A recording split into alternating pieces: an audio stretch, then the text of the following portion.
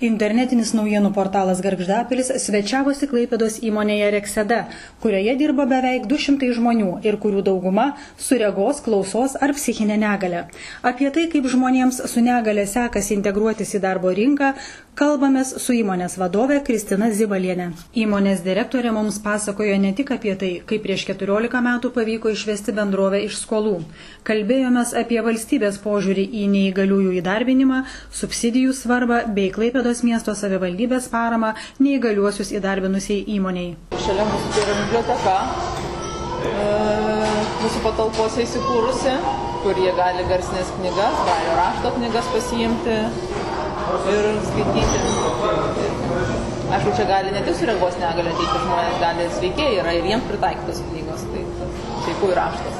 O sakykit, kokia ta situacija yra su subsidijomis? Skaičiau, man atrodo, 18 metų straipsnėje, kad berods jūs ir šnekėjot, ar ne, kad be subsidijų būtų labai sudėtinga ir šiai dienai keičiasi kas nors, sakysim, ta valstybinė politika, niekas mažina, tik mažina. Bet jeigu mes kalbam apie tą visuotinę toleranciją ir ypatingai neįgalių integravimą į visuomenę, kaip taip gali būti? Negalios reforma šiais metais yra. Tai juk jie ir nori integruoti būtent žmogų. Pavyzdžiui, pirmąją grupę neįgalumas, tada yra antra grupė neįgalumas, tada yra trečia grupė neįgalumas. Trečia grupė yra taip, kad 6 mėnesiai padirbi ir visada esi nebekompensuojamas. Jau čia priimta prieš 2-3 metus atsistatymas. Tai aš turiu nemažai darbuotojų, yra kaip sveikieji, nes jau nebekompensuojami. Antra grupė yra dabar įstatymas priimtas, kad 2 metai padirba ir po 2 metų irgi nebekompensuojamas. Bet pagalvokite, o pirma grupė visada kompensuojama. Jų tikslas pagrindinis yra, kad žmonės su negale integruotųsi į atvirą visuomenę. Bet atvira visuomenė nelabai nori tos integracijos ir nėra pasiruošus. Darbdaviai nenori. Tai reikia pritaikyti, reikia pasiruošti ir iš tikrųjų tai nėra lengva visiškai nematančiam žmogui, klausos negalę turinčiam, šizofrenija, kitas negalės, tikrai labai sunku. Neįsivaizduoju, kaip padaryti. Mūsų valstybinių sektorių, tai aš iš vis nežinau tokių pavyzdžių, kad tai būtų. Mes Klaipėdoj neturim. Bet politika tai vienodai visiems turėtų būti, ne? Turėtų. Tai va, tai tokie tie įstatymai ir tikrai subsidijos yra svarbios, reikalingos. Iš kitos pusės žmonės būdami tarp tokių, vieni, sakykime, su kitais, jie labiau vieni kitus supranta, palaiko. Jie supranta, jeigu aš nematau, tu negirdi, ar kažkas kita negalė yra, tai kažko mes vienas kitam galime būti naudingi, kartu susijungę savo jėgas. Tas pats turėtų būti ir su mumis sveikais, mes turėtume palaikyti, bet manau, kad mes prisiklausom pakankamai, kaip yra mokyklose, ne? Kai integruojami yra vaikučiai su tam tikrais sutrikimais ir kaip super tėveliai paskui prieštarauja, nenori ir kad jų klasėje būtų vienoks ar kitos. Iš to paskui išauga kitos pasiekmes, kaip tolimesnė eiga, kad sunkiau priimti jiems ir ateityje kitokį žmogų. Dėl to ir, nežinau, be subsidijų mums yra sunku. Mano sakymas, labai labai sunku. Bet įstatymai pakol kas yra tokie. Gal jie keisis? Naujas Seimą rinksim rudenį? Ir aš labai noriu pasidžiaugti tuo, kad 14 metų atgal, kai atėjau, aš pradėjau ieškoti, iš kur tie mano žmonės tokie yra nedrąsūs, susidarę. Aš galvoju, einam į renginius, einam ten, aš gavau koncertus, kad ir tas pats Selas, jis vienoks ar kitoks skandalistas bebūtų, jis padovanojo, vasaros estradai darydavo koncertus ir daugiau nei 10 metų atgal, kiekvienais metais padovanodavo po 100 bilietų mūsų darbuotojams. Ir eidavo žmonės ir nematantis, ir su klausos negalė, daugam iškyla klausimas su klausos negalė, kaip girdėdavo, jie per padus, per kojų žemės vibraciją, girdėdavo tą muziką, o matyti jie matydavo vaizdą, ne? Su regos negaliu, automatiškai jie matydavo ir jiems būdavo linguodavo. Tai į koncertų salę mus labai palaikė Šaulių gatvėje, duodavo mums, matydavo, kad lieka bilietų, dažniausiai ten Šaulių gatvėje tuos renginius, ne visada visi bilietai būdavo išperkami, jie mus palaikydavom, duodavo bilietus, eidavo žmonės. Tai tikrai ne vienas Neptūnas, sakykime, varžybos savininkas naujasis, kai atėjo Sigitas Ambrazevičius, jisai irgi mes pakuodavom marškinėlius, tenais Neptūną, viską, o jie mums dovanų įteikdavo didžiausius kvietimus, viską mūsų darbuotojai eidavo žiūrėti visas varžybas. Tai aš skatinau, kiek įmanoma, juos išeiti. Bet jūs kalbat būtuoju laiku, tai o dabar sulaukite tokio dėmesio, tokio gerojo dėmesio? Nes čia sakot, buvo ar ne? Jie niekur nėjo, o dabar jie išmoko eiti. Dabar jie išmoko eiti. Dabar vasaros estradai tos naujos žvaigždės, kurios koncertuoja, jos nepasiūlo. Bet, aš nemanau, kad, sakykime, reikėtų gal vėl susirasti tos vadybininkus, reikėtų kalbinti, žiūrėti, bet mes jau dabar dramos teatrą turime, kuris yra nuostabus. Jis yra pritaikęs spektaklius žmonėms regos negalia. Tai mes pasikeitė per šitos kelis metus, tada dramos teatras atsidarė tik jau 4 metai atgal, taip? Bet tik tai kaip mane. Po rekonstrukcijos, tai taip, 5-6 metai. O prieš tai jo nebuvo. Tai dabar mes puikiai einame dramos teatrą. Ten mums simbolinė, žmogus su negalia yra labai simbolinė kaina. Muzikinis ten pritaikymai įvairių turi. Kainas matėte? Muzikinė. Paties. Tai pakol kas tai palauksime, dar net nerendam. Bet aš ką norėjau pasakyti, aš žiūrėjau, kaip tie žmonės yra tokie nedrąsūs. Kodėl jie taip ne? Ir aš suradau, kad Klaipėdoje yra regos ugdymo centro darželis Pelėdžiukas. Ten vaikučiai su regos negalia pradeda savo pirmuosius mokymus, edukaciją, taip. Ir susiradau direktorę, ten direktorė buvo Laimutė ir tebėra Laimutė Baranauskienė, dabar yra Emilija Veckienė pavardė. Ir paklausiau, kaip čia kas vyksta, taip ir taip, susipažinau. Ir kažkaip taip netyčia išeina, sakau, ar turite jūs kaip darželis svajonę, kaip direktorė? Taip, sako, turiu svajonę turėti vaikams regos negalią stovyklą. Sakau, o ką darote dėl tos svajonės? Sako, pildau dokumentus, atiduosiu savivaldybei. Sutikau po kokį poros mėnesių, vėl su ją. Nu, kaip sakau, jūsų svajonė? Sako, negavom pinigų, yra svarbesnių reikalų. Nieko savo. Gerai, sakau, supratau, išgirdau aš jūs. Ir tada aš pakalbinau Klaipėdos senamiesčio Rotary klubą. Sakau, padarom svajonę, žmonės nori tokią stovyklą turėti tik vaikams regos negalią, nes sveikosios stovyklos negali priimti vaikus regos negalią, nes reikalingi tikslo pedagogai, visai kitaip būrys turi būti sudaroma.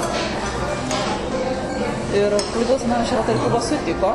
Mes padarėme tada 15 metų atgal, 14 metų atgal, vakarienę tamsoje, aukcioną, surinkome pirmus pinigėlius ir padarėm 15 dalyvių pirmąją stovyklą, kad dalyvavo. O šiemet jau buvo 14 stovykla, tiksliau 13, nes per COVID negalėjom tas daryti vienos. Ir dalyvavo 110 dalyvių, 40 Ukrainos aklų vaikučių, nes mes 2 metų iš eilės Ukrainos vaikus atsivežame. Ir kita likusi vaikų, tai tiesiog kiek mes išaugome ir vaikai ten auga, jie viską, pavyzdžiui, šiais metais, ką jie darė, jie vairavo automobilius. Jų, pavyzdžiui, yra tikslas, jie nesupranta, kaip, pavyzdžiui, juos veža ir tėvai sako, aš nuvešiu vairuoti, bet kas tas yra vairuoti, ne? Tai mokymo centras automobilių, kur ruošia vairuotojus, sutiko aikštelėje, nes vis tiek ten sėdi mokinys ir sėdi mokytojas ir tenai pajusi tą jausmą. Kilome oro balionais, Klaipėdos baseinė mokymėmės plaukti, jie nėra ilgi. Buvo, pavyzdžiui, edukacija čiuožti ant ledo, tai tie veteranai, ledo ritulininkai, juos susistatė ant pačiūžų ir visų greičiu, kad pajausti, kas yra ledas, kas yra šaltis einant padaryti.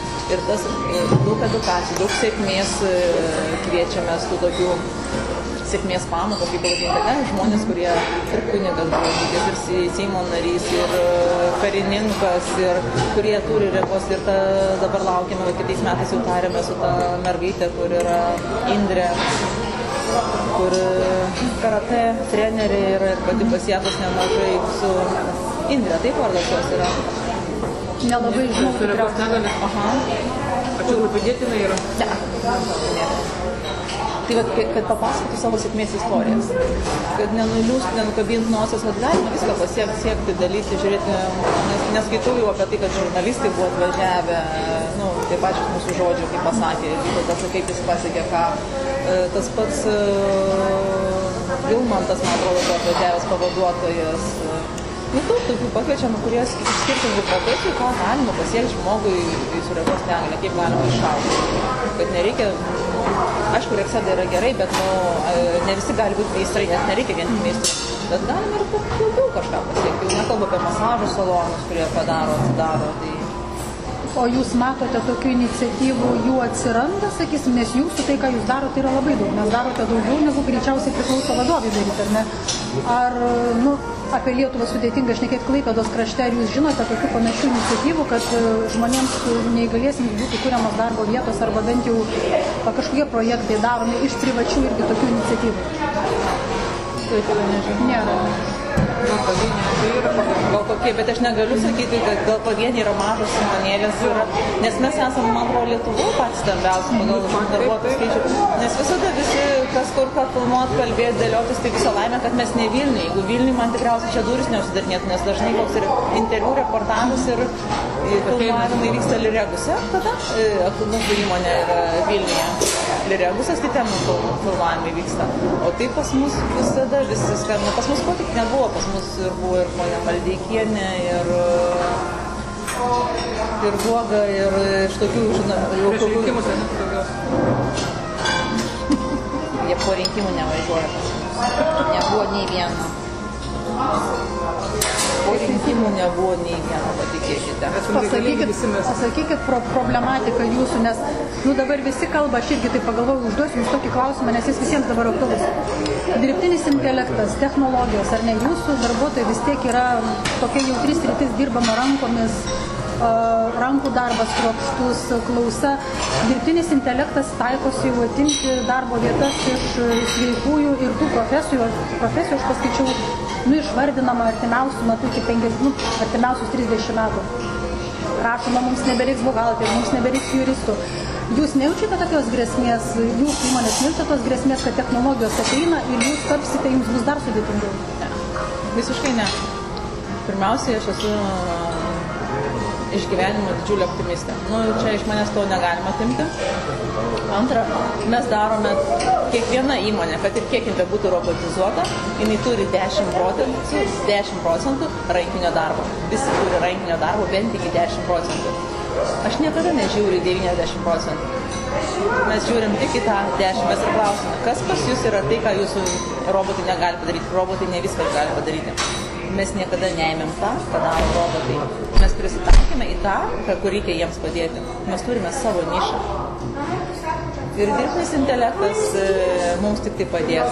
Mūsų žmonėms su regos negalia daugiau surasti. Nesakykime, telefonais. Mums dirbtinis intelektas tik padės, darbo iš mūsų netims nieko.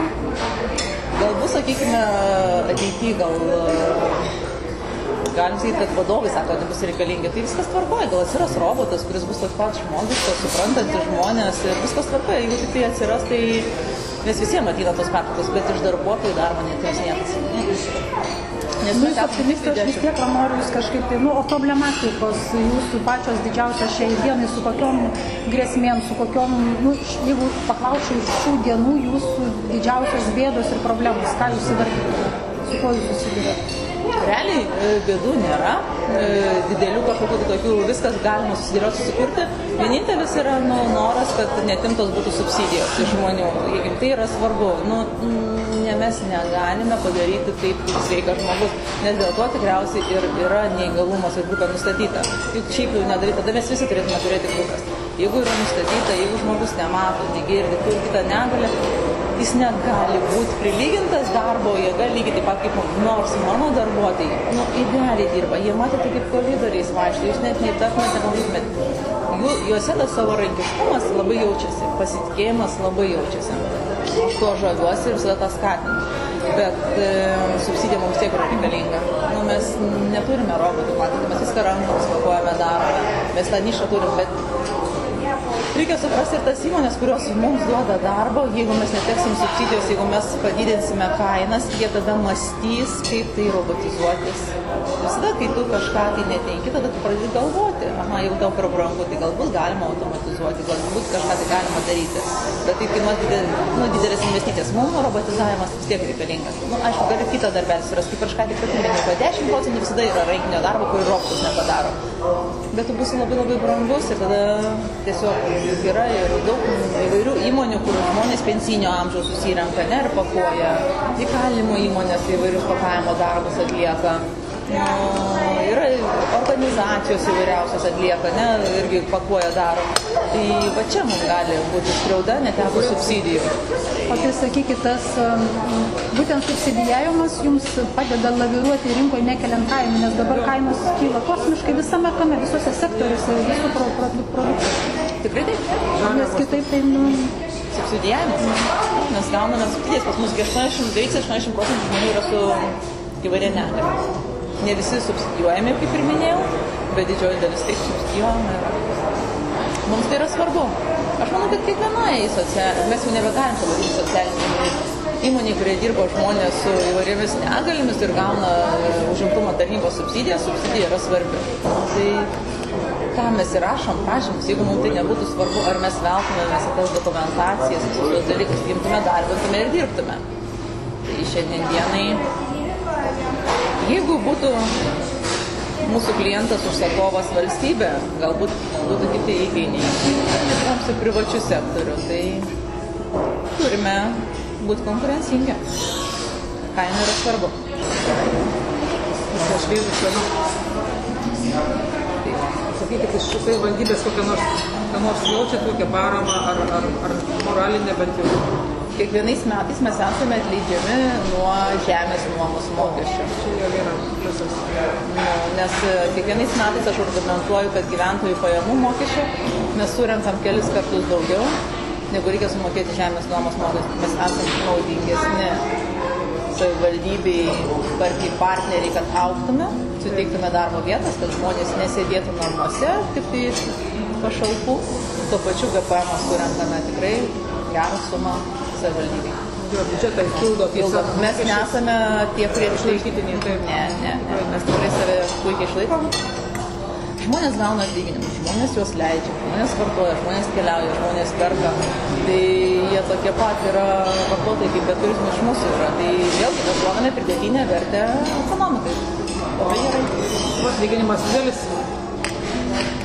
Galima paklausti. Mūsų galima, tai dabar registrų centre įlendi rekvizitai viską matai, tai taip mes mokame tikrai ne minimumą, aukščiau negu minimumą, pas mus vidurkis yra, man atrodo, jeigu aš nepameluočiau, dabar ar 1500–1600.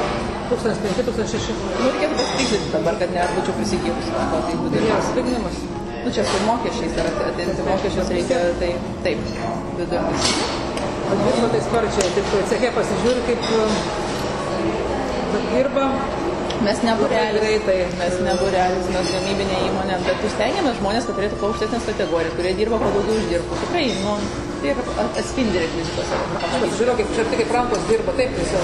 O sakykit, užsakovų paieškos čia yra jau jūsų darbas? Tik mano. Už tai atsakingas aš. Nes čia irgi toks labai sudėtingas procesas. Turint omeny, kad darbuotojai yra su negalia ir ne. Atsakingas ir sudėtingas buvo pradžioje, kai visiems atrodė, kad neįgalių įmonė, tai neįgalaus žmogaus darbas. Daro atvirukas, ar ne tik tai? Tas požiūris buvo? Buvo, labai stipriai. Aš kai kurias dabar ko gero tebėra. Ne, dabar pavyzdžiui... Jūs gal ne, bet į kitus gal. Šiaip aš galiu per 14 metų labai stipriai pakeitėme Reksedos vardą. Tai Rekseda dabar tikrai asocijuosi su kokybiška, pasitikinčia socialinė įmonė, kuriai drąsiai galite duoti užsakymą. Mes jūsų nepavesime. Tai prieš 14 metų mes šito neturėjome. Kaip jūs įsivaizduojate ir matote jūsų įmonę po 5 metų, po 10 metų?